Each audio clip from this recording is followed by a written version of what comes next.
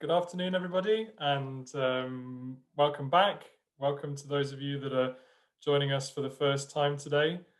This afternoon, I'm really looking forward to this particular panel, which I think will set some of those conversations that we had this morning in their cultural historical context by looking at the role of the sea in particular, or the sea in general, and again the Irish Sea in particular, in and its place in Irish politics, culture, history, literature, arts, and the humanities, and so on. So I am really thrilled to be chairing this panel myself, and I am going to introduce in the order in which they'll be speaking the panelists who are joining us for this roundtable this afternoon on um, Irish sea cultures, past, present, and future. So, first, we have Professor Nicholas Allen, who's joining us today from Georgia, and the home of the recount, I believe, the which has gone in a positive direction, as I'm led to believe. I suppose depending on your predilection, but anyway, Professor Nicholas Allen, who is the director of the Wilson Center for Humanities and the Arts at the University of Georgia, whose new book has just been published, or as I understand it, with Oxford University Press, is Ireland, Literature and the Coast, Sea Tangled. Dr. Gillian O'Brien is joining us from Liverpool John Moores University, where she is a reader in modern history, where her work engages with issues of heritage, public history, and dark tourism in Ireland. And she has recently published The Darkness Echoing, Exploring Ireland's Places of Famine, Death, and Rebellion with Doubleday Press. Professor Claire Connolly is Professor of Modern English at University College Cork and is the project lead on Ports Past and Present, one of the projects that we heard from earlier in the day. And for her sins, my current boss, I suppose. So hard luck there, Claire. And last and certainly by no means least, La Joy is joining us from Dublin Port, where he is the Port Heritage Director. He has been the curator of a number of very important and significant exhibitions. While I was writing the bio, I was trying to condense them all into, but suffice it to say, they've all been very important and including during Ireland's decade of centenaries.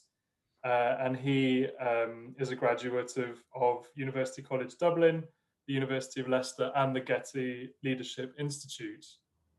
So we're going to go in that order, and each of the speakers is going to explore in one way, shape, or form the role of the sea, or perhaps the lack thereof, speaking to or alluding to some ideas that we heard discussed earlier in the day.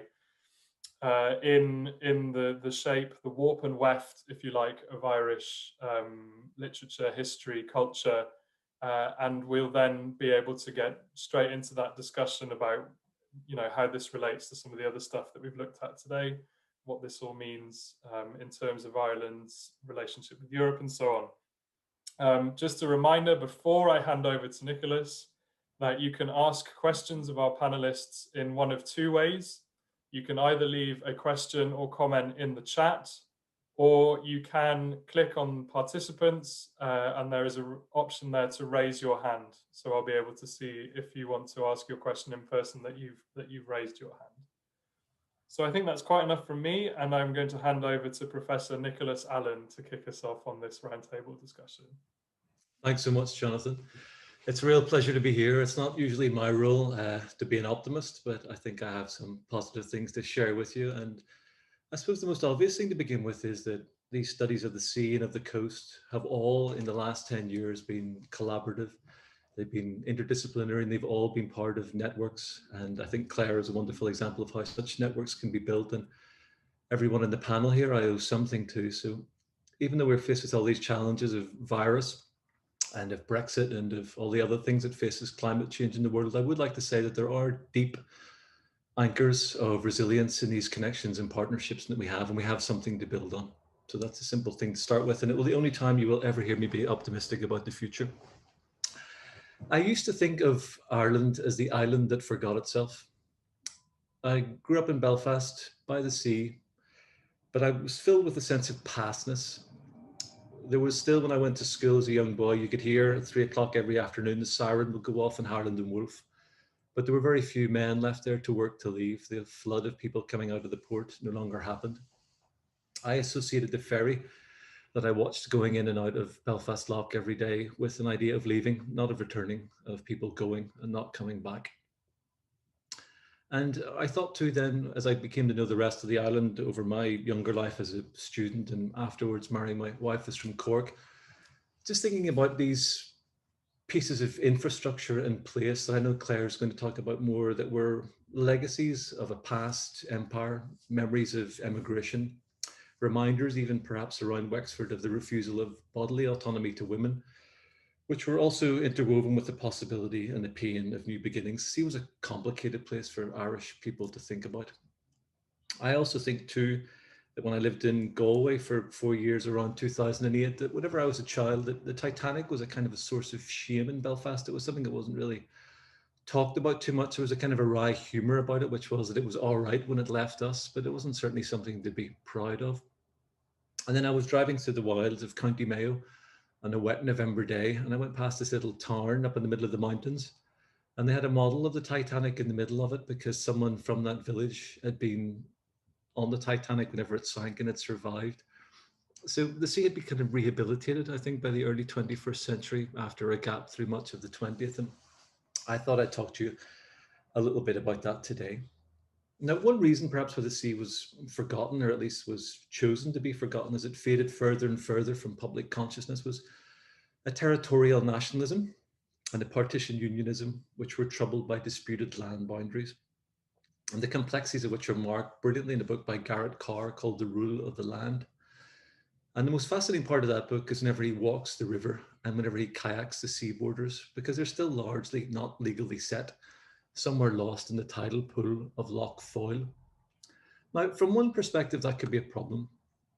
It's something that's allowed to be fudged, it's blurry. But actually, it might be that kind of blurry thinking that's going to get us through the next 10, 20, or 30 years.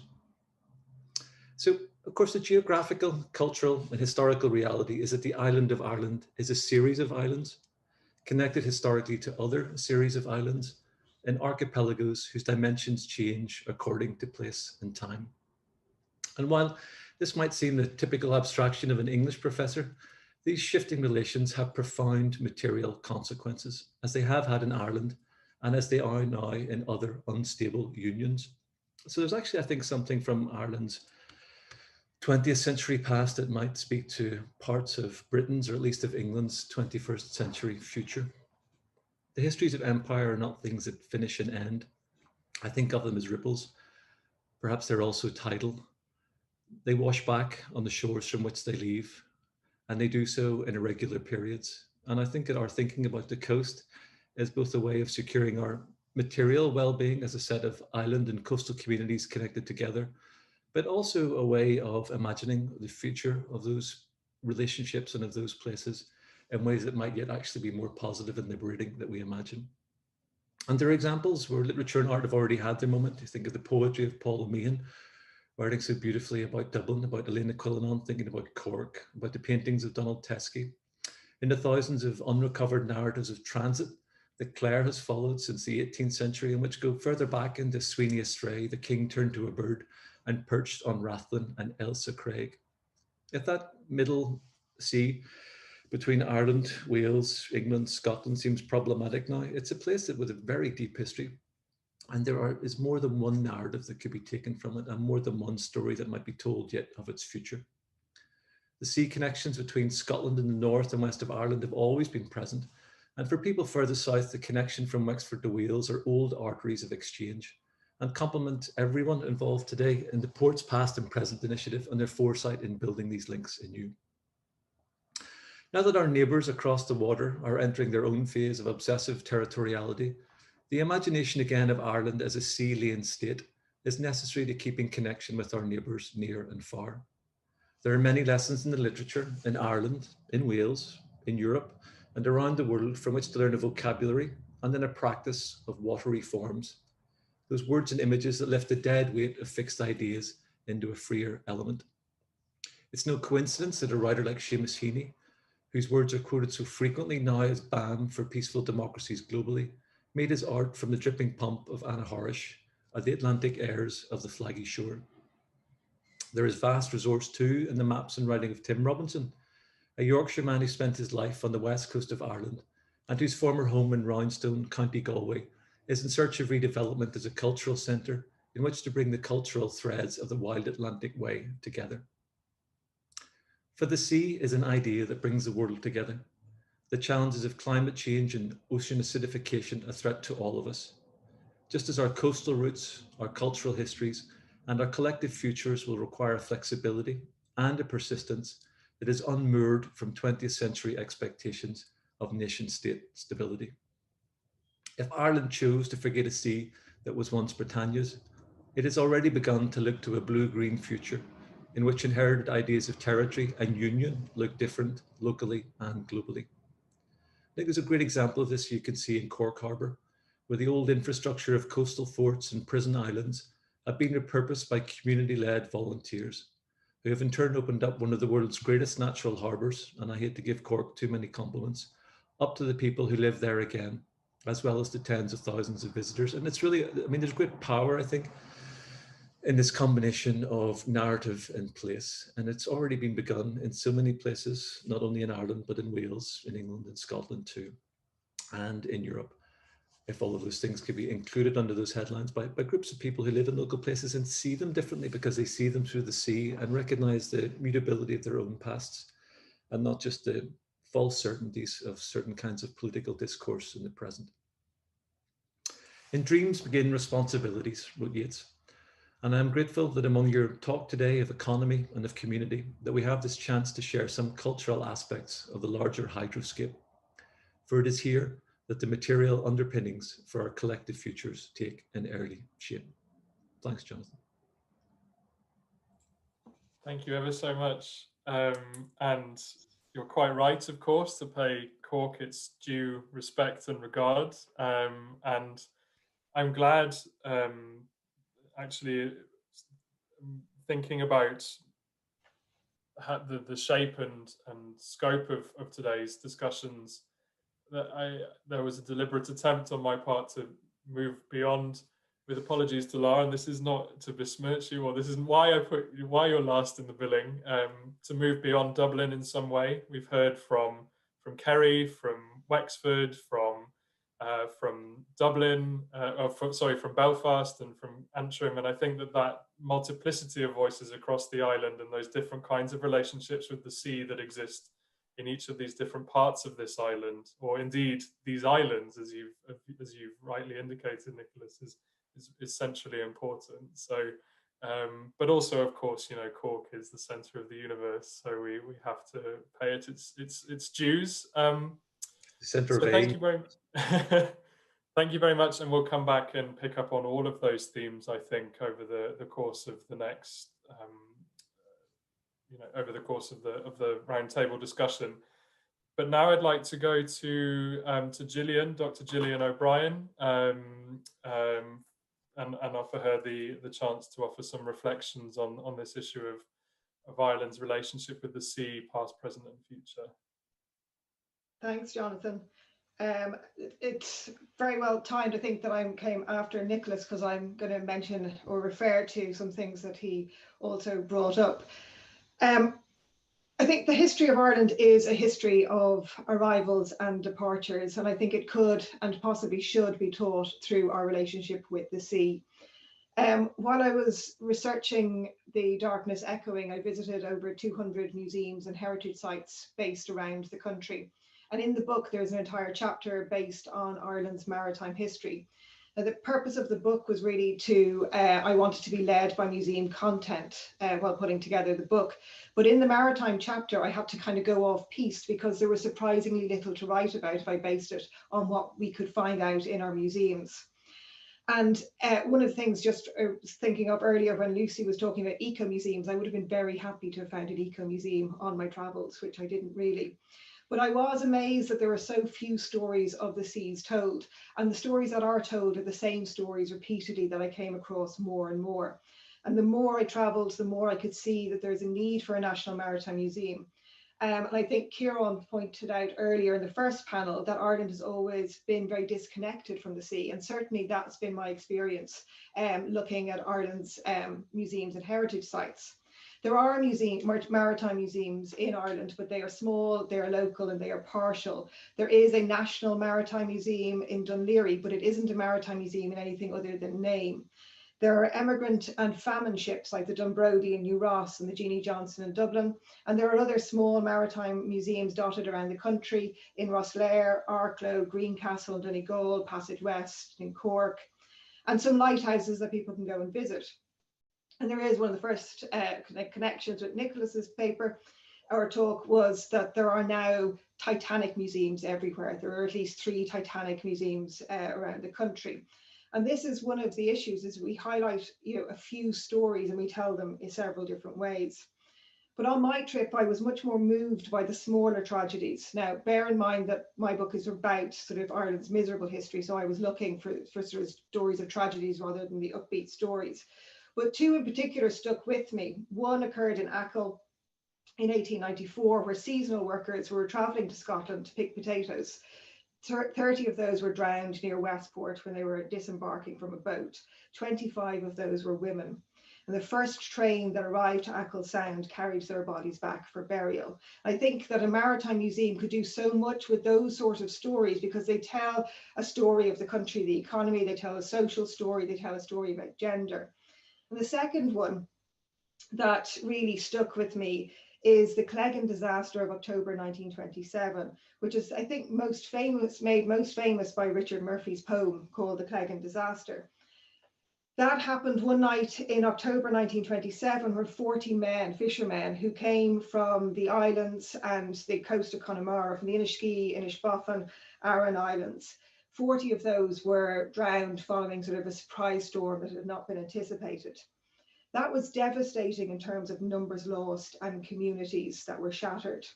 The population of the Inishkea Islands off Mayo was about 250 people in 1927. 10 men from there were drowned that night. And that precipitated the forced evacuation of the islands in 1934, the first of many that followed places like Rutland, Inishmurray, Inishark, and most famously the Blaskets in 1953. And that anniversary is just passed on the 17th of November. And I think there is space for those sort of stories because the devastation in those communities was enormous.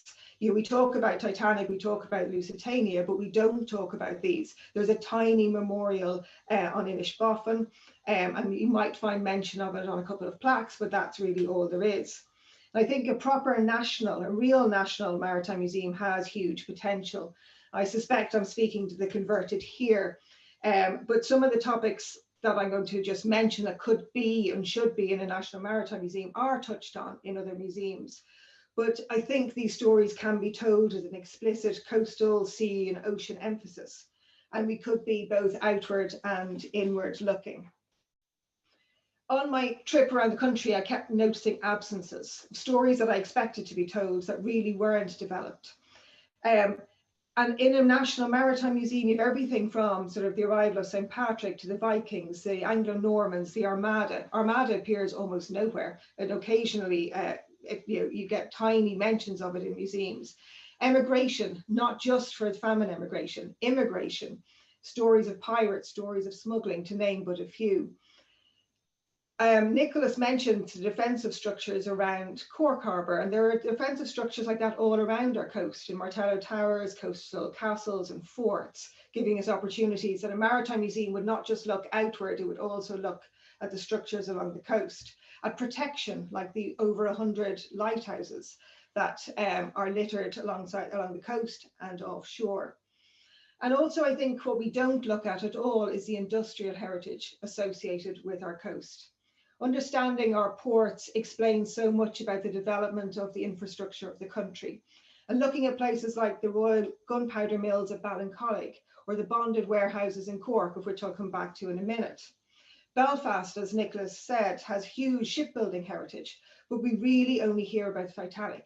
And in the whole history of Belfast, the Titanic is one small story, but it dominates the stories that we hear and tell. In my own research, I'm working on a project with Jessie Castle that focuses on Cork's connections with provisioning the slave trade. And our sources are all bound up with the coast and the sea. They're bound up with port news and tracing ships across the world, imports and exports and merchant families. And those stories need to be told. We need to develop stories about our connections with Europe over time. You know, the Dutch ports, Northern Europe more generally, the French, Portuguese and Spanish, some of which were touched on today in terms of where Rosslare deals with. But going back historically, those stories can be developed and need to be looked at. And indeed, Ireland's relationship with Britain and the Americas, North and South and the Caribbean. There are obviously other maritime museums across the world, and the one I am most familiar with is the Maritime Museum in Liverpool.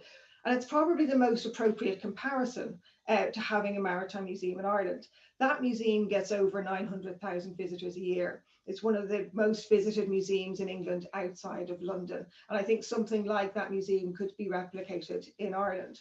And there is an opportunity to do so. Many of you will be aware that planning permission has recently been given to Tower Holdings for a development around Cork's Custom House Quay in the Port of Cork. Now, most of the media attention is focused on the fact that there are plans to build a 34-storey tower block on the site. I'm more interested in their plans for the historic buildings that are also on the site, and specifically the bonded warehouses that date back to the early 19th century. The original planning application there had a vague nod to having a heritage or cultural element. Pat Ruan, Cork's conservation officer, requested amendments, and the applicants then agreed to, and I quote, to incorporate a major maritime visitor centre in the bonded warehouse building. In April of this year, Ruan said that his concerns had been satisfactorily addressed. My concerns certainly haven't. Ireland needs a national maritime museum, and reports suggest that the maritime visitor centre that will exist in the bonded warehouses will be Cork focused. The former Cork Harbour Master, Captain Michael McCarthy, now an advisor to Tower Holdings, said that the development will tie in as part of a harbour heritage or maritime string of pearls to complement Cork's Cove's Titanic Centre, Spike Island, Camden's Fort, Hub Olin and other centres. Well, that isn't, as far as I would argue, that's not good enough. Cork Harbour's story is great and really important and should absolutely be told. It is, as Nicholas pointed out, one of the largest natural harbours in the world, something I think I'm told every time I go to Cork. It offers opportunities to tell Ireland's defensive history, trading history, imperial and colonial history. But we need a national maritime museum that doesn't just tell local and regional stories. It needs to tell a national story. I'm surprised at myself in many ways, and Laura may well disagree with me later, but I would make the case for Cork being the ideal site for a National Maritime Museum. I think with Galway as a runner-up and Dublin in third place. And I think now is the opportunity to make a case for that site to be developed down at the bonded warehouses. Thanks.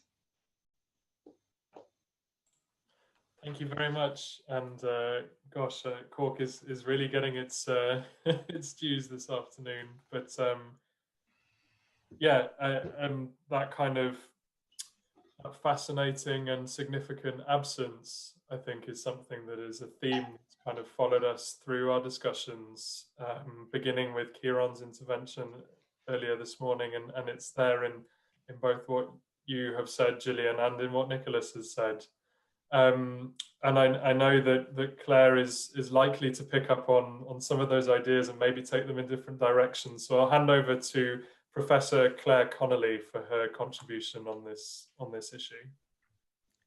Thanks very much, Jonathan, and thanks for organising this fascinating event. I'm not going to talk about Cork at all, but I come from a landlocked county, County Tipperary, so I'll exclude myself from the coastal competitions.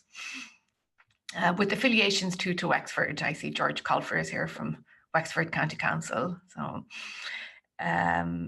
So I'm interested in 18th and 19th century accounts of travels on the Irish Sea. That's kind of what got me started on this whole project. And at some point it occurred to me that almost every Irish writer of note would have made this journey back and forth between the two islands by sea. And simply just to talk about this in kind of abstract or metaphorical ways didn't seem enough to understand the kind of the shaping nature of the sea in the formation of Irish culture and the making of that culture. And as you follow through these different kinds of references and so on, I've come to kind of especially keep an eye out for accounts of seasickness or other kinds of dizziness, disturbances experienced while at sea, because often those are when people register sort of what's happening, if you like. And sometimes those accounts seem sort of so true to our own moment still that it's scarcely believable in a sense. So John Gamble, a British Army surgeon from the north of Ireland who made a number of trips back to Ireland in the early 19th century and wrote accounts of his travels, mentions being terribly sick on one journey, and he says, well, what are you going to do? He says, you can try lying flat, you can try taking fizzy water, perhaps a little brandy, and if all of that fails, an opiate plaster applied to the pit of the stomach might also be tried. And in a sense, that seems to me, as someone who's often traveled back and forth on the ferry and has occasionally experienced seasickness, those seem to me just the kinds of things we would still try. And it extends, I suppose, into the sort of the relationship with the land. When one disembarks from the boat, what are the experiences then? So another kind of genre of observations about sea travel is when people talk about the kind of dizziness they experience having gone from the sea to the land. And again, this I'm talking about the examples from the 18th and the 19th century. So Maria Edgeworth's stepmother says, talks about it as a kind of strange feeling of a vortex, that everything is moving all around her, and yet she feels she's still somehow in the same place. Or there's another mid-19th century traveller who says when he disembarks from the boat, he says, I think perhaps that the island of Ireland rocks a little. So he has that sensation of still carrying the sea with him. And this is all by way of kind of responding to Jonathan's invitation to think about these kinds of perspectives, cultural perspectives on the sea and what they afford, what we can see by looking through these lens. And for me, one of the most important things is that kind of what mediates between sea and land. What experiences do we bring with us back and forth from as we move between the sea and the land? And of course, in all kinds of practical ways, what really mediates between the sea and the land is infrastructure. Nicholas adverted to it earlier, and I know there have been discussions about it this morning as well. The piers and the harbours on which the travellers I'm looking at stand and look out from or walk onto, the roads, the bridges, later the rail links that piece together the connections between the two islands that were being made and reinforced all through the 19th into the 20th century. Infrastructure then is what kind of silently shapes our relationship with the sea. And I say silently, and I suppose one might have said that for quite a long time. There are obviously certain moments in our history where suddenly we're kind of prompted into a new awareness of infrastructure. And I don't think it would be wrong to say that we're in such a moment right now. We're all suddenly experts on what happens, customs arrangements at ports and, lines of lorries snaking along motorways. This kind of, when we suddenly have these kind of thoughts and images in our minds, in the popular mind, that previously would have been the realm of kind of technical expertise, if you like. And they're also looking back through our kind of literature and thinking in cultural terms as well.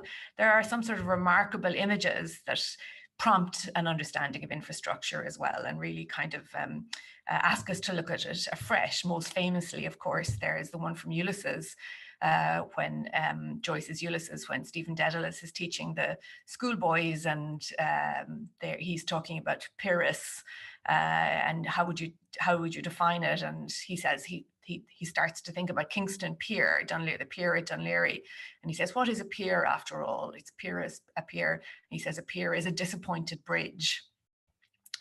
And it's that image of kind of, something that might make a connection but doesn't quite, and it assigns a sort of a strange agency to a bridge that has hopes that are disappointed, wishes that are not fulfilled, and it's not just a kind of fanciful metaphor with which one can play around with, although that's fun to do too, but also reminds us again of these kind of material realities of travel back and forth across the two islands, and the lines along which our literature and our culture were so influentially kind of shaped. An example that kind of still pertains to Joyce, a story I always love, is the occasion of the first meeting of James Joyce and W.B. Yeats, these two great titans of Irish literature, who met on the occasion when Joyce was leaving Dublin for Paris, going into his famous continental exile,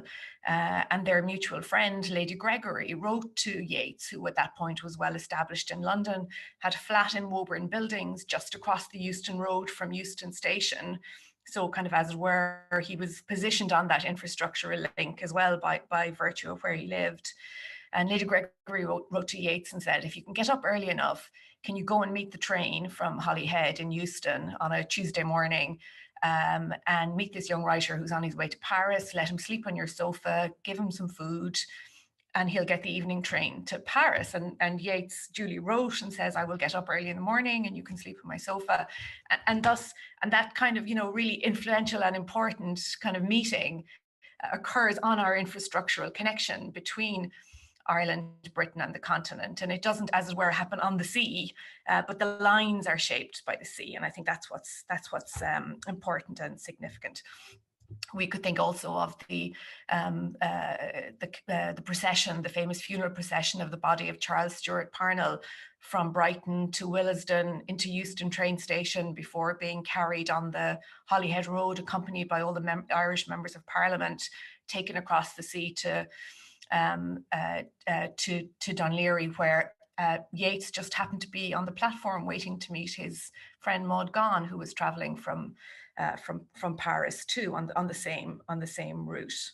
So I suppose I'm encouraging us and inviting us to kind of track back, to think about these infrastructural links, which are so sort of prominent in our imagination right now, but to kind of think of the perspectives afforded by their history, a history that was very much shaped by the moment of union, the political union, the Act of Union between Britain and Ireland, passed on the 1st of January 1801, and accompanied by a whole series of measures that I suppose in history we're often taught about as the kind of fortification of Ireland, the Martello Towers, the military roads, the kind of erection of a new infrastructure around the island to protect the island from the threat of a French invasion and so on, but also the opening up of Ireland, the opening up of connections, both kind of further into the countryside, but also on that kind of all-important east-west axis as well.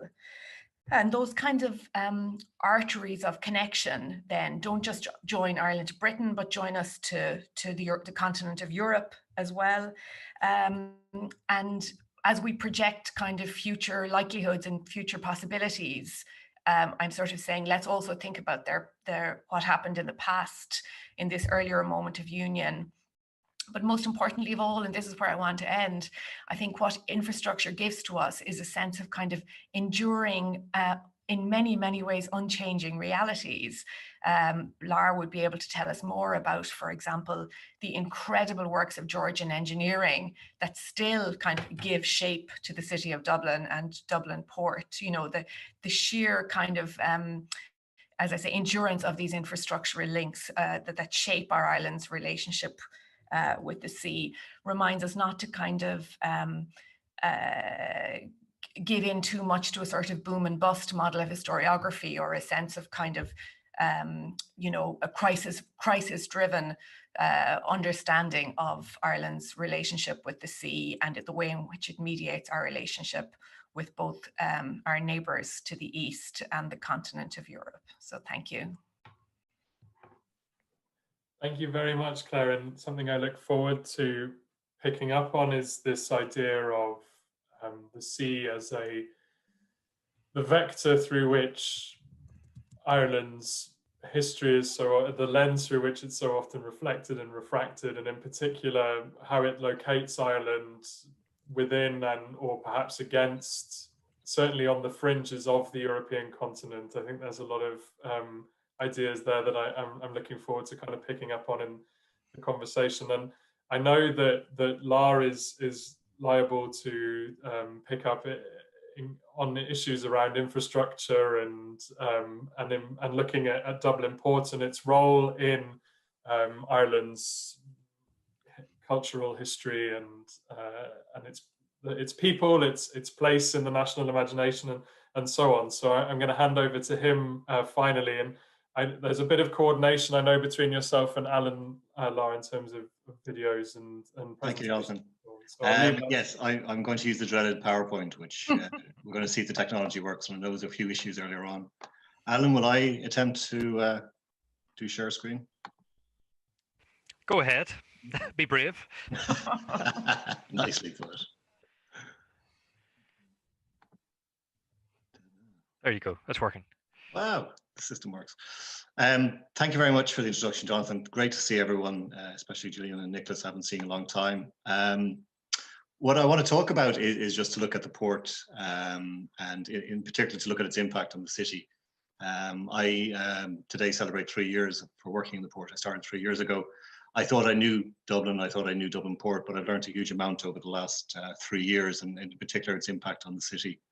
And then I want to look at some of the future projects our current projects that we're working on, and then to finish up with a video on Brexit, and just to look at some of the stuff that was brought up at the first session, where we looked at the impact of Brexit, but also sort of the facilities that are being built and the preparations and the plans. When we look at the port today, it traces its history back to 300 years to 1707. It's been known as the Dublin Port Company since 1997. And its relationship with the city, in particular over the last 50 years, has been quite fraught. For many years, the port was filling in large parts of the bay. But since 2012, the main focus of the port is on its 2040 master plan, which has two elements. One is capacity building, which is improving the facilities that are there. The port can no longer fill in the bay because it's a designated UNESCO biosphere and also surrounded by a series of nature reserves. And the other element is to look at the heritage and the port-city relationship, which, as I said, had become damaged over the previous 50 years. Even today in Dublin, people will still call the port the Dublin Port and Docks Board. It's sort of the name that still sticks to it for many people. Or the Ballast Committee, or Ballast Board, or the Ballast we'll hear sometimes. This image just gives you an idea of looking from Collins Barracks, the Royal Barracks near Phoenix Park, looking eastwards. You kind of see the expanse of the city, and you also see the various points where the port has been. So if we look at number one, we have Wood Quay, where the Vikings were based, but then the old custom house from medieval period right up to the 1700s was the heart of the city, the Temple Bar area of Dublin now, while the headquarters of the port from the middle of the 1700s was Ballast House, which is on O'Connell Street Bridge. But essentially, as we look down there, what you're seeing is the filling in of the bay as the city moved east once the Ballast Board was created from the 1720s on. And this image here kind of gives you an idea of that expansion, how, as I made the point beginning, that the city, or the port, has dominated the city in many ways, because everything that you see in brown on that map, it has been filled in by the various port and ballast committees, in particular from 1700s to the 1820s. So if you were to imagine it today, if you're on the cricket fields, the rugby field in Trinity College, essentially that was sandy mud flat at one stage. And that's all been filled in. The quay walls have been built. First, they used private developers. Sir Rogerson's Quay would be one of those. But then more and more, as you get into the 1800s, the port itself, as Claire was saying, in particular with a variety of engineers, starts to take control. But you can see very much the kind of domination of the port and how it's impacted. Areas like North Strand were called North Strand because that was as far as the city went. And you can see in many ways Ringsend was a small village that was surrounded almost fully by water. Today, the port looks like this. It's very much an industrial area. It's Ireland's busiest port. You'll see various figures, but between 50 and 70% of all imports, exports come through the port, and about 30% for fuels. So a very busy place. It also has on the south side very much shares land with other organizations and semi-states such as the ESB, but also there's an incinerator there and there's also the power stations. So quite an industrial part of the city. Two key elements that kind of still dominate and have for the last 300 years are the south wall and the north wall. Two walls designed by Georgian engineers, and they're still being used today to do what they've been doing for so long, which is to essentially keep the port open. The river Liffey comes down from the Wicklow Mountains, and the narrowing down of the channel with those two walls creates a flushing out effect, which allows the river to be dredged and the depth of the channel, as it's called, to be maintained. And that allows the port in many ways to operate. And it's a big issue for all harbours and ports along the east coast of Ireland, is silting up. The depth of water isn't really there, so you have to kind of really create that depth either through dredging or through techniques as the engineers from the 1700s found with the walls. Or you do have, as in Cork, you have the benefit of a wonderful natural harbour. We have a port archive collection, which is a collection what I was brought in originally to look at and look after, which dates back for 300 years. So we can actually visually give you an indication of what that change over the city over the last 300 years has been. It's a nationally important collection. We're very, very lucky that it survived, and it's due to a variety of retired members of staff who kind of protected it. And I was honoured to take over and start to look after it and curate it and look after it over the last 3 years. Within that, it kind of gives you a visual representation of the city through its paintings collections, photographic collections, in particular its maps collections. This is Halpin's Point, which is where the Point Theatre is today, or Three Arena, up to 1835, which is very much a base for fishing, for the fishing community in Dublin. But then you start to see the introduction of ferries when the engineer Halpin creates the point, and that's the kind of the East Wall Road that you see there. The Custom House, of course, was that big attempt to move the city eastwards. And once it was built, the port in many ways did control all that docklands area right up to the 1980s until it was handed over to the modern businesses that are there today. The photographic collection kind of details, especially from the 1860s, every aspect of the port's life, be it engineering, be it the harbour police. The port had its own harbour police right up to quite recently. The image that you see there of the rollers and the other machinery on top of Butt Bridge is a weight test that was carried out just prior to the bridge being opened in 1832.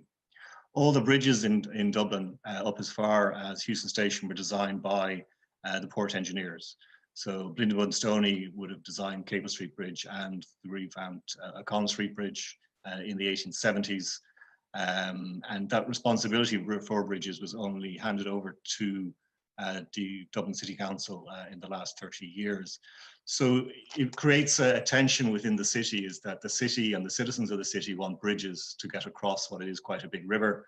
You then have a port authority that wants quay walls, because quay walls are where ships can be unloaded. So there's a kind of a tussle and an argument for over 200 years, and of course it has a negative impact on the citizens. Shipbuilding is very, very important in the port from the 1860s on, with the building of grading docks.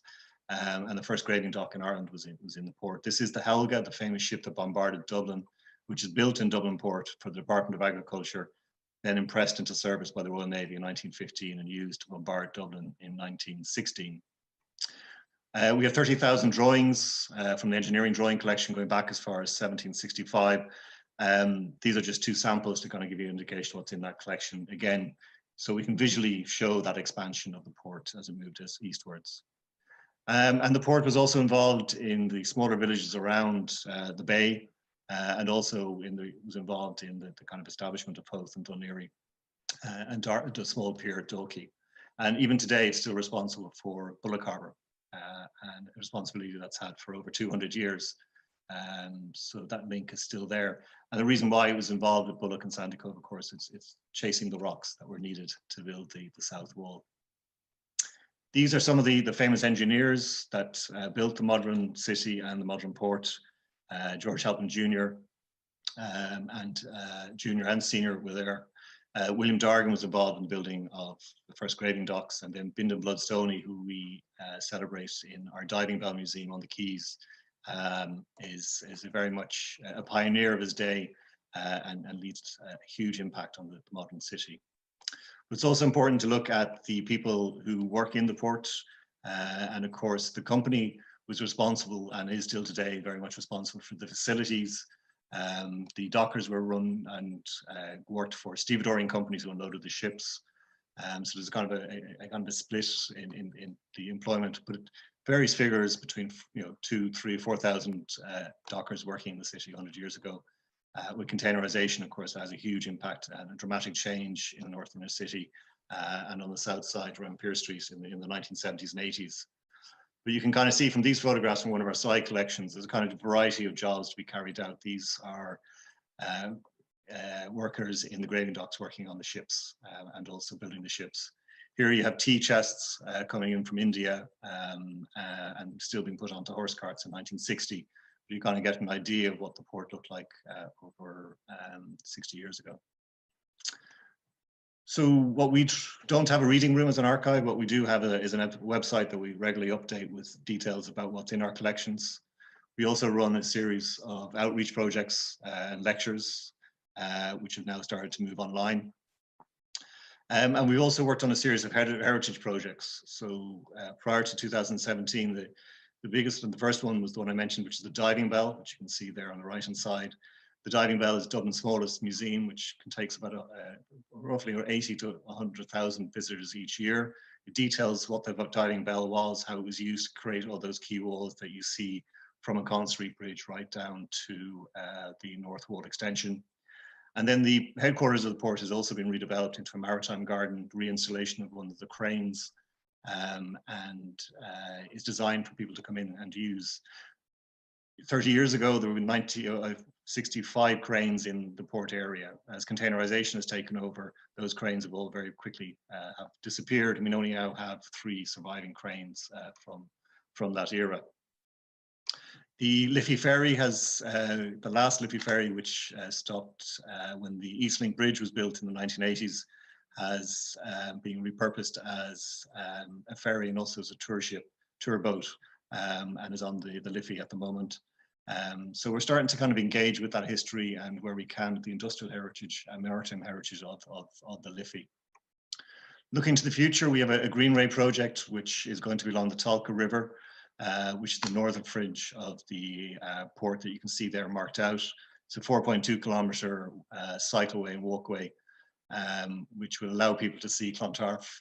It also will reinforce the trees up there at the moment to add protection, if you like, of the kind of the industrial heartland and separate it from Clontarf.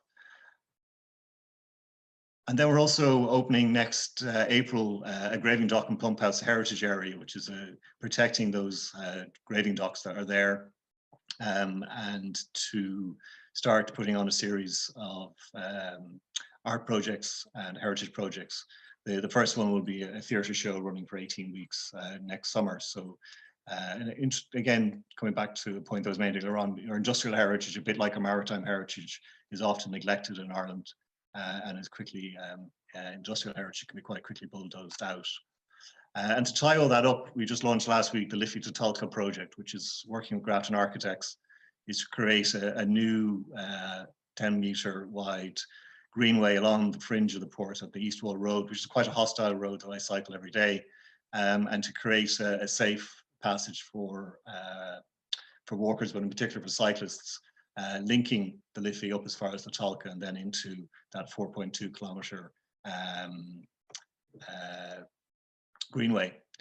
And the next project we'll be announcing is the Flour Mill project, which again is with Grafton Architects, which is the preservation of what was Odlum's Mill and silos, an area of about 4 acres inside the port, which will become, again, a heritage area following on from the heritage zone, providing theatres, cultural spaces and a museum to kind of tell the story of the city, the Liffey and the port and our connections, and a lot of the themes that all the speakers before me have brought up about our links with the wider world. The maritime is often seen as it's about immigration, it's about going on a boat and leaving the country, and trying to look at that story, and also to explain how connected we are to the world, and how we're very reliant, as talked about earlier on, in relation to Rosslare, how we are very much reliant on just-in-time deliveries, and any changes to those, and there could well be those changes that Brexit goes ahead to the extreme that's predicted. We'll have to wait and see, but there will be impact on supply chains. And this just gives you an idea of some of the proposals that Grafton have come up with, and including, of course, a purpose-built archive to preserve our wonderful collection. Tonight, we are launching the Pump House Presents, which is a screening of 5 plays that we filmed during the summer when things were at level 2, and we could film. And these are going to go out every Friday for the next 5 weeks and finishing up on a festival. And I've sent Jonathan the details, but please, if you have a chance, it starts tonight, 8 o'clock, it'll be up for 48 hours. And it's being operated through Iaces Ballymun, who's partnering with us in the project. I'd just like to say thank you very much for everyone for their help, but also particularly for you for listening, and hopefully as much as I can give in about 5 to 8 minutes, a quick kind of snapshot of what's happening in the port area at the moment. I'm now going to see if I can get into my video and just show you when we talk about... Sorry to interrupt, Lar, but I think Alan has the video lined up. If Alan wants to throw it on there, yeah. Just the video kind of shows you some of the infrastructure, because as in relation to as we saw, Rosslare is very much, the planning has been based around infrastructure.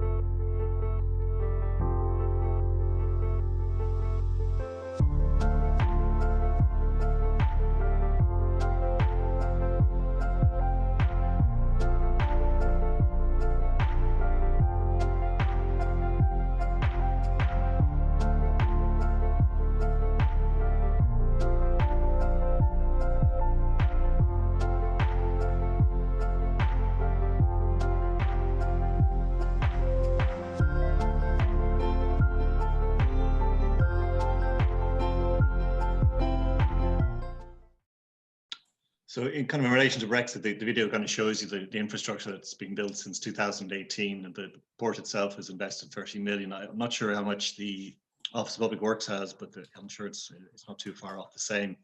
So the focus is very much been building infrastructure for the state bodies that are kind of in many ways coming back, because we have to remember that it was really with the Maastricht Treaty that borders were reopened in the early 90s, and Customs and Revenue actually laid off staff after that.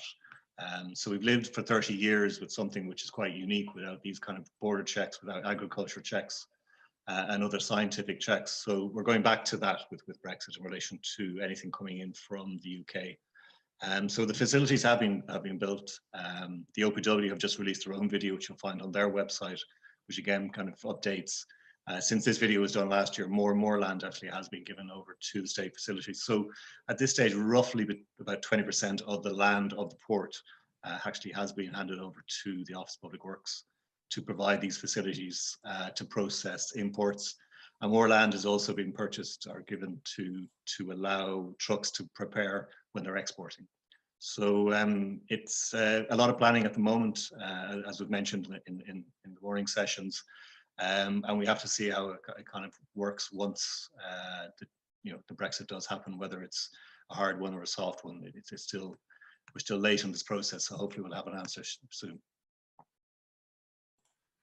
Thank you very much, La, and thank you to all the speakers. I think it speaks to something about my my research engagement with, or the extent of my engagement with the Brexit question over the last 4 years, that a video about port infrastructure can be so evocative, and as my colleagues on the Ports Past and Present project know, I can get quite emotional talking about things as mundane as phyto and sanitary and phytosanitary checks and things like this. But I think there's an interesting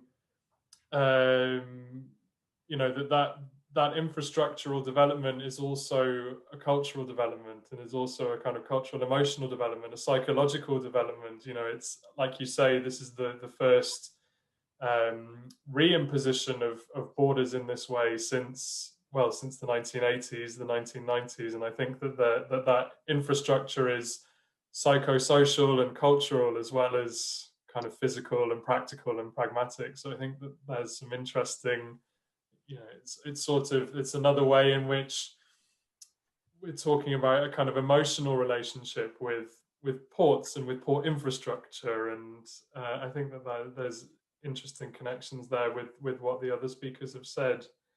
I'm going to shamelessly abuse my position as chair before I invite Kieran to ask a question. I can see that he has his hand up, but I'm actually going to ask one myself first. And this question is chiefly for Nicholas and for Gillian, but I would also be interested in Claire and La, in your views on this, if you have them. And that's, is there a disconnect, do you think, between how Ireland, people in Ireland, if you like, Irish people, understand Ireland's relationship with the sea vis-a-vis the tourist gaze, if you like, what tourists might expect, or what people coming from outside or people looking in from outside might expect Ireland's relationship with the sea to be? I'm thinking in particular of the Wild Atlantic Way, and how this kind of coastal route seems so intrinsic to Ireland's marketing itself overseas, and in particular to European audiences, given that we're interested in this conference in the Europeanness of Ireland's relationship with the sea. I suppose, is there what consequences does that disjuncture, if indeed it exists, have, do you think? Well, I don't think of it as disjuncture so much as a kind of overlapping. I was in Galway whenever they were planning for the Wild Atlantic Way, and I actually met some of the people who were from the tourism board who were thinking about building up this pathway. And actually, just something that Gillian was saying about there being a need for a maritime museum, I agree, but actually there's also a real opportunity for a kind of a maritime overlay of Ireland's ancient east, the Wild Atlantic Way, of connecting these stories in a wider kind of coastal loop around Ireland that I think all kinds of people could access. But I think all of the stories that were told today show there are different and regional and even hyper-local versions of what the sea means to people. And they're personal, they're diverse, they change. And that's, of course, of a keeping with a medium that is so mutable and changing and watery and fluid. And Claire has been brilliant always in thinking about the words to describe these kinds of changes and rises and falls. So I would say there's not a disconnect. I'd say there's an overlap, and I would say there are more opportunities for people to access the diversity of these stories. There's a great way in which the work of the Ports Collective and other resources looking into the sea and the coast could be connected to primary school education and access for children from their earliest education to think about the multiple dimensions of what a sea located space might be. And there are also ways in which a tourist gaze, as you put it, could interact with that granular local experience, like the memory of the people who were lost in the Cleggan disaster, in the digital realm, in a way that you could connect, as Laura's proposing to do, I suppose, really with the flour mill and other places, with these local stories. And I would just say too, mean, a great example of how to bring all this together is to have an audience for these kinds of plays that they're curating in the Pump House, that you have locally based creativity shared on a global level in a way that's still true to the complexity of the histories of that past. Gillian? Yeah, I think I'd agree with what Nicholas has said there about how that the Wide Atlantic Way, I think, has very much opened up, I think, an awareness of the coast that local people have had, but I think it's got a much greater national awareness now. And because it's easily signposted, I think it has made a big difference to people's, engagement with the whole West Coast. And I entirely agree that I think overlap of stories and a way of telling a lot of integrated stories, and that linking them with Ireland's ancient East, which weirdly goes right round to Cork in a bizarre way, that there are ways of layering those stories. And I think there is a hugely improved relationship with the coast. And you can see that just if you just look at it from a leisure perspective. I grew up 100 meters from the sea and nobody had a kayak, and nobody, you got into the sea maybe 3 times a year.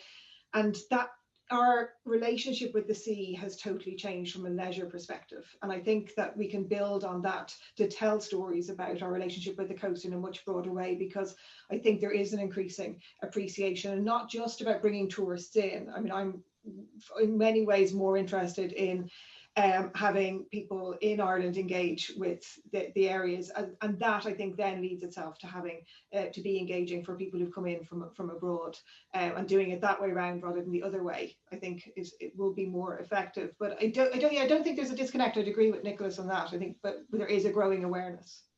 I would say too, there's a history of bodily infrastructure, a history of the wetsuit. Yeah, yeah. The wetsuit is definitely your friend, swimming off the coast of Cork. I approve, but go ahead. I think neoprene has made all the difference.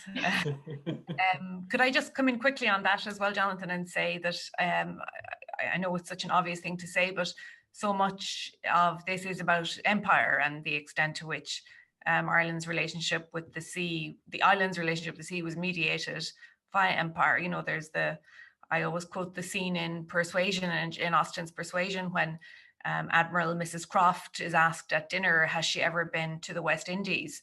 And she says, no. She says, just the home waters, Cork, Lisbon, and there's that idea that there is a kind of the seas around the island belong to the home waters, are naturally the property of the empire. And I think that has created maybe actually, yes, a kind of disconnect. No, I don't know if you have any thoughts on that or related questions or. No, I think that the three responses there are brilliant. They're fascinating. Thank you. And Kieran McCarthy has his hand up, so I'm very happy to invite you to ask your question, Kieran. Yeah, thanks, Jonathan. I think you might have even asked that question beforehand. I mean, I've really enjoyed actually the last hour. It's very much a debate on how we construct the 21st century collective memory of the Irish coast. And I'm lucky that I wear a number of hats. I have a number of jobs. And one of my jobs is a local historian that studies the river and the harbour in Cork. And my other job actually is a local politician, a councillor. So just to respond to Gillian's points on the bonded house warehouses, like someone, I'm an independent councillor. I've been fighting to get a maritime museum in Cork like for the past 11 years of my term of office. But we're consistently told by Fáilte Ireland that you're not going to get a big attraction that's more than €4 million because you've got Blarney Castle in your area, and also we've just given funding to Spike Island, and also it doesn't kind of fit into the narrative that we want to fit you into. So there's like it's kind of breaking the narrative flow of Cork as well a little bit, putting on my academic hat. So it doesn't fit into the future of Ireland's ancient East in some shape. It's not a block. It's like a square block that's trying to fit into a round hole. We recently even had a discussion last evening with Fáilte Ireland on it again. But I suppose we're going to get a small museum. That's what's going to happen in those bonded house warehouses. It's not going to be the great one that we're all kind of pushing for. And just with my academic hat on collective memory, I'm a geographer by trade. I think it's really important that we understand how things have been forgotten about. Like I recently did a a publication called A Little Book of Cork Harbour, where I spent 2 years going around the harbour just collecting stories. And it also struck me on, why don't you celebrate this? But it began to kind of dawn on me that like, people don't see labourer stories as, we say, history as such. They see it as something very recent, and why should we talk about that? They don't want to talk about the big houses in the harbour because the IRA burnt it down, and we don't want to talk about that. They do see I agree with Claire's points on like our connection to empire, but we don't want to talk about that at times as an Irish nation. Like, so I found areas there was a lack of a local historian. Like, if you map out the local historians in the country, they're vast. There's no regional historian actually in Cork Harbour. There's no next generation thinking. No one's actually going to the local schools and saying, here, do a project on the harbour in any shape or form. It's geographically kind of spread out, and it's very dependent on nationalist history as well, and kind of old history articles from the Journal of the Cork Historical and Archaeological Society, these old historical societies, a harbour of saints and scholars, a harbour of Fenians. It's like sometimes we're afraid to target the new stuff. Maybe my question is, like, why are we afraid to target the stuff that has been forgotten about, instead of kind of dancing around it? And what is interesting from a Cork perspective, I'm really jealous of Lars' archive. We're very lucky. We've got a really approachable Port of Cork, but our Port of Cork archives are very much just lost. They're locked away in our city and county archive in Cork. Our steamship collection, the City of Cork steamship collection, also locked away. No one's ever explored it. So I think there is a significant struggle to construct a modern collective memory of the Irish coast, but it's doable, and it's actually really exciting as well. It's really challenging and really exciting. And I know I'm involved in the ports past and present, and I'm really excited actually what they're trying to do. But we do need to understand why things have been forgotten about. We really do. And there's a reason why we can't bring them back up again, or we'd like to bring them back up, but we can't, or maybe we should, or these questions also need to be asked. But I do have a lot of fun being a local historian in a political game, as a chess piece moving, going, why can't we do this? Why can't we do that? And I have challenged Fáilte Ireland, but you're also trying to collaborate with people and trying to move everyone forward as a team, without upsetting the board. So that's a ramble or a rant, Jonathan. I don't know which is which, but I thank you to the speakers for really provoking and inspiring a debate in my mind. Thank you, Kieran. Before I offer that to the panelists, Kieran O'Driscoll would like to come in with a question or comment, and then we'll kind of take the two together if that's agreeable. Thanks very much. It's just a comment, and it kind of links into what people were saying, and particularly Claire earlier on. Home for me is Castletownbere in West Cork, and I suppose if you guys remember, your Leaving Cert history was one of the treaty ports of Bearhaven, and but when you're standing in Castletownbere, there's very little evidence, or no evidence, that this was this key historical part of Irish history and everything else. But you'd have to go into Bear Island, where actually there's still the fortifications that are based there. The ones on the west side of the island are largely in disrepair, and they're kind of almost fallen away and lost. But thankfully, they're being preserved now on the eastern edge of the island, and it's the aim is at that to make it like a tourist attraction, to kind of preserve the history and to kind of keep those kind of stories, which have, if there's no physical presence, as Claire was mentioning, they're kind of lost and forgotten. And this is remarkable when you consider, there's like photographs still existing of like Canadian submarines and US warships based in Bantry, moored side by side in the harbour, because again, it's that kind of natural deep harbour that was a key part of World War I in terms of infrastructure and moving ships across the North Atlantic, which Churchill was quite annoyed that the British state handed back to Ireland just before World War I, World War II in 1938. So it's just a comment to add that preserving these pieces of infrastructure, which are part of this complicated history, these are British bases on Irish soil and everything else. So it's just one of these points where, like that, the imperial history is very real and can be very evident and can be preserved. Thank you. Thanks. I don't know if anyone on the panel would like to offer some thoughts or reflections on those two kind of interventions. La and Claire looks keen as well. And Julia, everyone. We'll go to La first. In relation to this kind of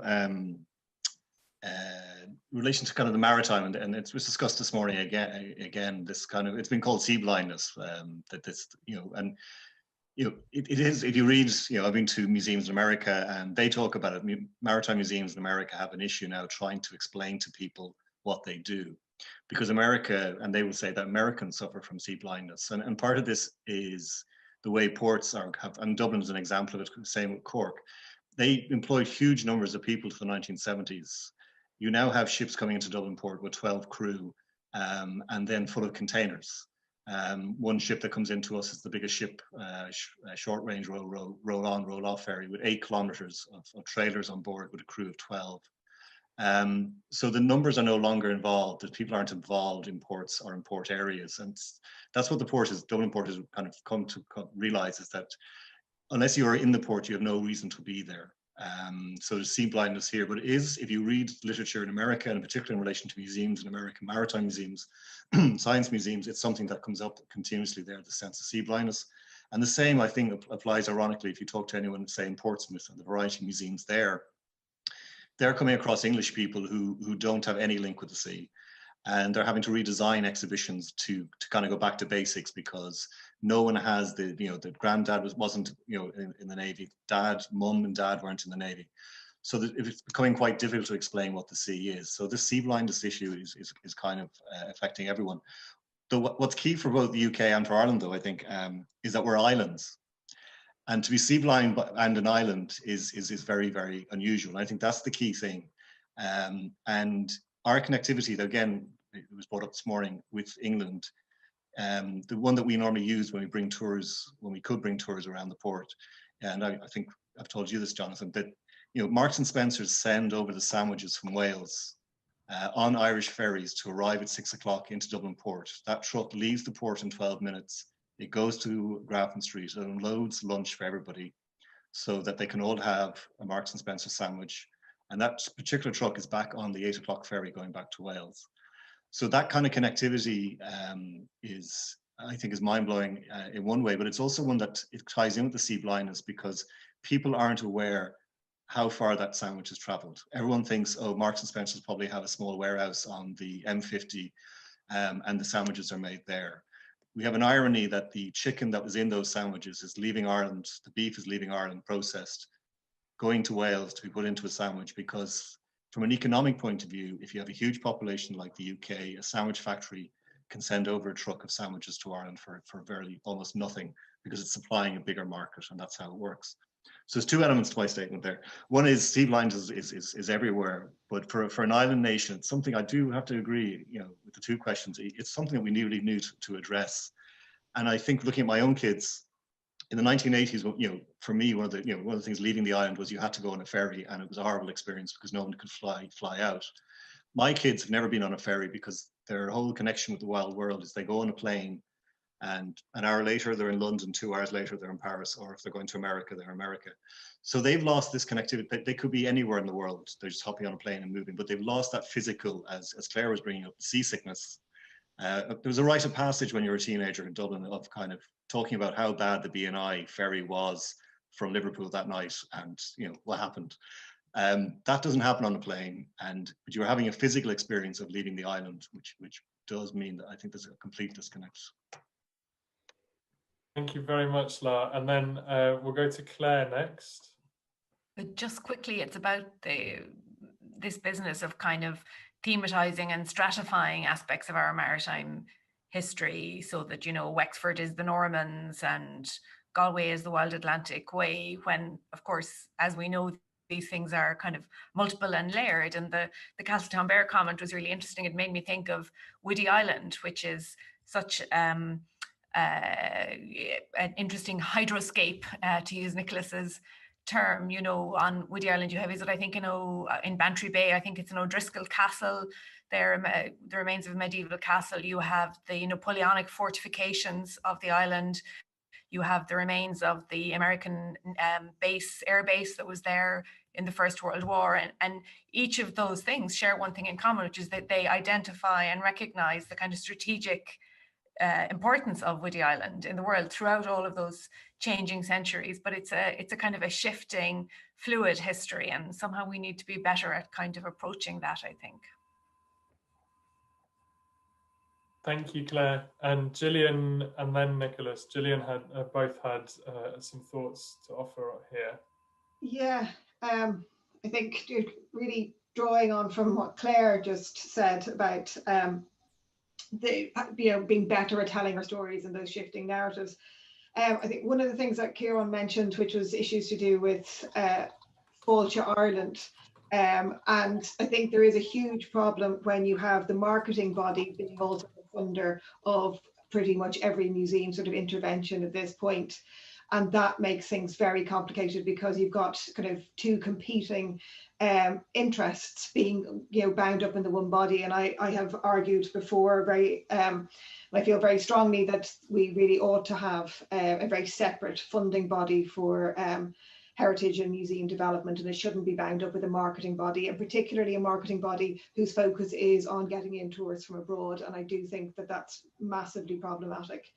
And I agree in some ways about old narratives dominating and that there needs to be sort of a change. And one of the things I was trying to do in The Darkness Echoing was trying to sort of prick some balloons there about how we think we know about our past, and how our assumptions about the past aren't necessarily actually accurate, and that history doesn't need to be easy, and we can hold multiple narratives and contradictions when we tell stories, and that sometimes I think that we attempt to do it too simplistically. But I think Claire's point about how we should integrate stories, and that the coast and to try and avoid the sea blindness that Lara was talking about, is that so many of our stories involve the coast, and that we simply seem to start the story with the Anglo-Normans are here, the Vikings are here. It's everything is once you get there, or once you've gone, it's not about the leaving, it's where you go to. And I think we really have missed a trick in how we, I guess, tell our histories over the years, and maybe we should refocus how that might be done. And I think there might be an addition to that, and also thinking about the Welsh and the Irish languages too. I mean, Dara has made a great point there in the chat about the reality of the maritime cultures of the west of Ireland around Connemara. That's true of other places when languages are no longer subordinate to certain forms of, or certain ideas of nation states and nationalist formations. Perhaps the sea is also a way to explain the multiple cultures and traditions of these language communities, which might find certain kinds of connections between themselves across the archipelago that can exceed the limitations put upon them by Brexit.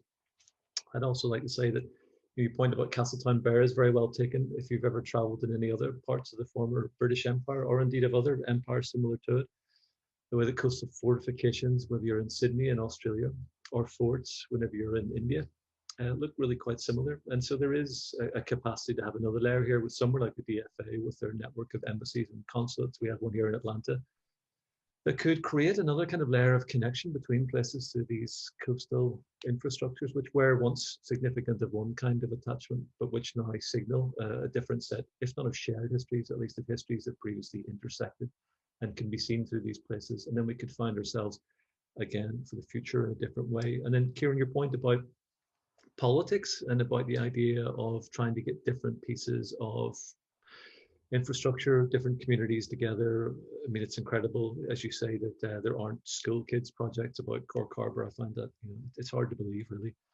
But I mean, now maybe one thing post-Brexit is to imagine a minister or somewhere within one of the ministries of a minister for marine culture who could talk about many of these aspects you're thinking about and really be a point of contact. I mean, Gillian has pointed to limitations perhaps of tourism in these contexts.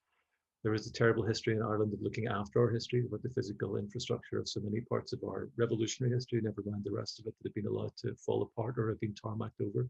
What would it look like to have a post-Brexit Minister of State who looked after marine culture? I think that might be something truly transformative. Thank you very much, all. And I'm going to ask one final question, abusing again my prerogative as chair, but it strikes me, my question is primarily for Nicholas, for Lara, and for Claire, although I think Gillian will also have useful insight here. Is it strikes me that, Nicholas, your book, Sea Tangled, emerges at the same time as Ports Past and Present and other of the projects that are engaging with issues of port heritage and connectivity across the sea, emerges at the same time, La, as the this wealth of heritage and creative and artistic programming that you've talked about, as well as a heritage centre. And it strikes me that these are perhaps all part of the same return to the sea. And I wonder if what is it about the present? Maybe I'm just new. Because I'm coming at this new. Maybe this isn't actually a very significant kind of moment in kind of cultural re-engagement with the sea. But it certainly strikes me from where I'm sitting and looking at it from that there's this kind of resurgent turn to the sea, an interest in what we call the blue humanities, the blue economy, and so on. So I wondered what it is about the present moment, if that's what it is, that's kind of precipitated this return to the sea in Ireland and indeed further afield. Yeah, well, I mean, I should just say thank you to Claire. My book would still have been Sea Tangles if she hadn't told me to put a D in the end of it. So I'm grateful to her for that. And we've all been, friends for a long time, and I've learned a lot from Claire and from colleagues here. But I would say it's a global moment. I mean, I think it has Irish visibility at the moment, partly because of Brexit, partly because of climate change, partly because the old narratives of territorial nationalism are entirely out of gas. And so I wouldn't say that it was a return necessarily, but it's a revised observation of what has always been there and what has subsisted, I think, in the culture. And I suppose what I was saying about trying to find a new vocabulary to describe these things, it's not just a question of naming to put things in their place, but actually of naming to open up new paths of possibility into the future, such as you've been discussing all day, such as the questions I've asked for, about trying to find ways around blockages that our past history have brought us to. I'm thinking about resources in the sea in the past that might allow us to have a bit more of a fluid, a liquid, immutable understanding of our overlapped selves, which are perhaps what the 20th century produced into us. We can't any longer tell us that each of us is an island separate from each other. We all know, whether to do it with climate change or with global politics. You're making comments about Georgia this morning in the recent election. We're all interconnected now, whether we like it or not. And I don't think that we can stay adrift from each other anymore. And perhaps so this conversation about the sea and about water allows us to look about our relationship with each other in a different way. Thank you. Claire, you've unmuted, so yeah, it's a hard one. Jonathan, I suppose I revert to the idea of what endures and what changes. And so much of this is enduring, both in kind of good and bad ways. I see Orla Peach Power is here from the UCC's Marine Research Institute, and she and I previously worked on a project about the West Cork coastal cultures, deep maps, during which time we scrambled over the fortifications on Woody Island.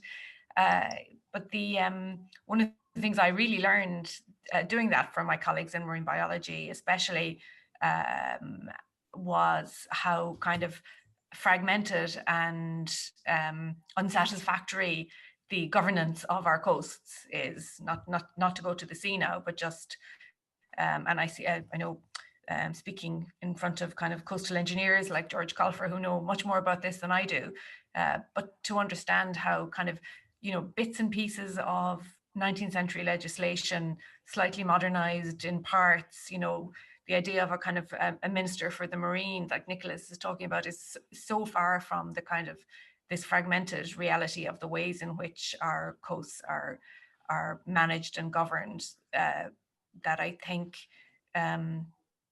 it's it's both a good time and a bad time, I think. So yeah. Thank you. La. Yeah, I think that these things kind of come, this interest in maritime comes in waves, because in the 1940s, the National Maritime Institute was founded. In 1941, you had the fledgling Irish Naval Service being established, and also reserve in 1942. So these things kind of come in waves. And I think in kind of 30-year cycles, it's come back again.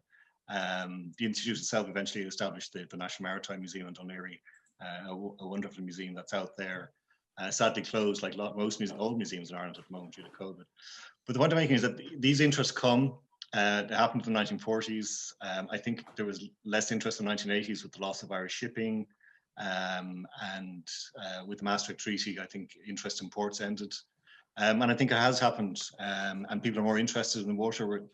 If you're listening to the RT news, more and more people are swimming during lockdown, and the Lifeboat Association has been called out in larger numbers, as is the Coast Guard.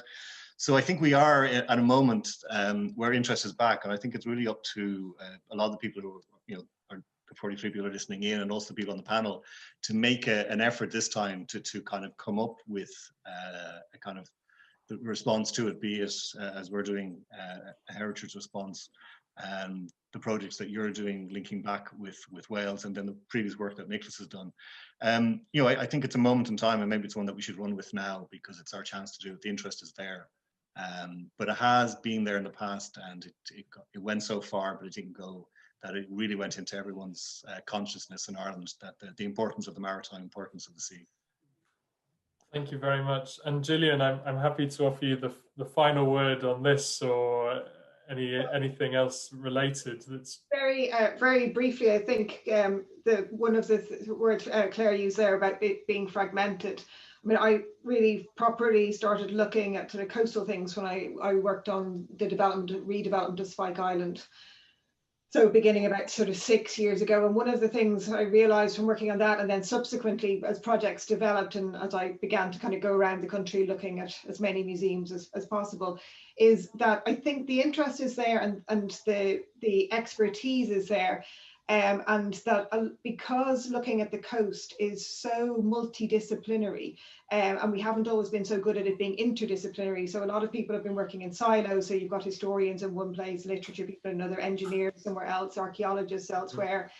And I think that by having events like this, where it's opening up a whole range of people's expertise, looking at similar things, that's how we begin to build a much stronger narrative, and that we begin to work outside of our own disciplinary expertise and begin to sort of integrate the coast and all things maritime and the histories associated with that, right, from kind of prehistory to the present day. But it has to be done as a very interdisciplinary group. And I think that's important, that we work outside of sort of self-imposed silos. And that's something, I guess, my lapse of the country in the last few years have really opened my eyes to that. And if we can continue to have these sort of conversations, I think that will be a very good thing. Thank you ever so much. I'm going to offer each of the panelists an opportunity to make any final or closing remarks, should they wish. There's no compulsion for you to do so.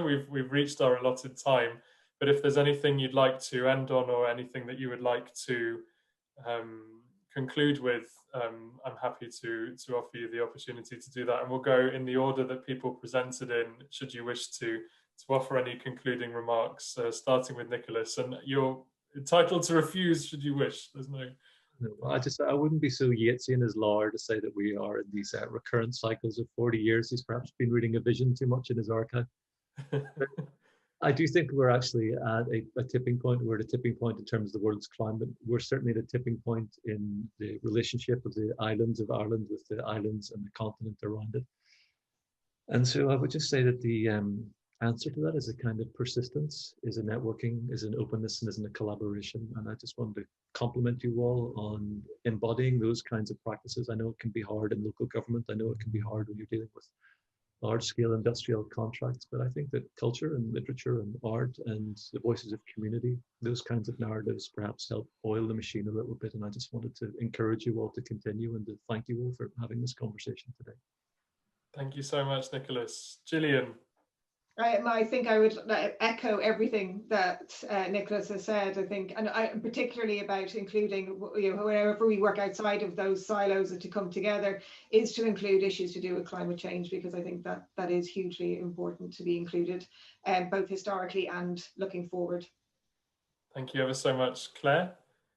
I really just want to say thanks for organising the event, Jonathan. It's been a really interesting conversation. I might just also mention, because I noticed her name in the chat, that it's great to have Denise Hanran here, who's the Consul General of Ireland and Wales. And you might remember that Irish consulates in Edinburgh and in Cardiff opened up in the aftermath of the Good Friday Agreement as part of the East-West relationship, and sadly the consulate in Cardiff closed during austerity, but it's reopened and is being kind of wonderfully led by Denise Hanrahan, and those kinds of East-West connections, I think, at the diplomatic level, but also at the cultural level, are really, really valuable as we're going ahead. Thank you very much. And last but absolutely by no means least, Lara. I had to put on mute there because the kids have come home from school and the dog has gone nuts. So at that point, I have nothing else to add, but just say thank you very much, Jonathan, for inviting me to talk today. Great to see everybody else. And as I say, I think I would love to do this again at some other stage later on, maybe next year when we're out of COVID. Thank you. Thank you all so much. And that brings to a conclusion our roundtable, and also to a conclusion our event today. So it falls to me just to say thank you all for attending. By way of and I promise not to take up too much more of your time, but I want to use the opportunity to highlight again the work that our graphic recorder Maya has been doing over the course of the day, and I'm going to share a couple of her images with you. These are from the previous two roundtables, and the third one will be available in due course. But I just wanted to highlight these again as a way of drawing on some of the kind of common themes and ideas, issues, questions that have arisen over the day. We began by looking at the particular challenges confronting ports, coastal communities, and the maritime in the face of Brexit and of coronavirus, and identified that clarity, communication, the proper implementation of the Northern Ireland Protocol, and very importantly, I think, empathy with those coastal communities where the impact of Brexit is going to be most acute on both sides of the Irish Sea, or is potentially going to be most acute on both sides of the Irish Sea, is something very important. And it's something that I think that this image draws particular attention to. And then on the second panel, this was going so well, and now I've lost my my share button. Hang on. In the second panel today, we had, oops, no, that's the wrong one. Apologies all. And then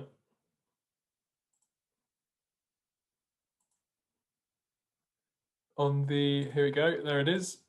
The second panel today, we looked at how some of the supports that are available for these coastal communities are both confronting and looking at ways of creatively overcoming some of those challenges, including through something that Gillian has raised as particularly and centrally significant, the issue of collaboration, of interdisciplinarity, which is something that as an association, the Irish Association for Contemporary European Studies is very keen and hopefully are seeking to play an active role in promoting, is an interdisciplinary collaboration between academics, but also between academics and key stakeholders. And I think a key idea that sort of emerged across the day is the importance of the sea, the centrality of the sea, and Ireland's relationship with it in shaping Ireland's post-Brexit and post-COVID. Again, if we can be brave enough to talk about, or bold, perhaps naive enough to talk about such a thing. The sea is a space of connection and collaboration, as well as of division, and in the face of new kinds of division in the context of Brexit. And there is perhaps something of a welcome reorientation to the sea in light of Brexit, and perhaps a kind of new maritime Europeanness in and for Ireland that might be emerging. So, like I say, those images will be shared in full and in very useful ways, I hope, as part of the outputs of today's conference.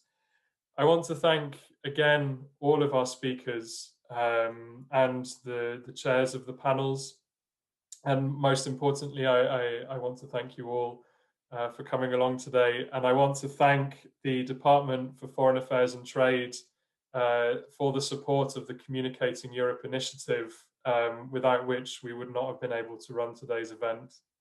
I want to thank Alan Mayban, who has been sublime in his seamless technological management of the day's events, and which have run largely without hiccup, which I'm convinced would not have been the case if we didn't have Alan's support. So, and I want to flag that once we've had an opportunity to edit and upload them, videos will be available of the event today, which you'll be able to revisit our discussions and our conversations. I think that is everything I want to say.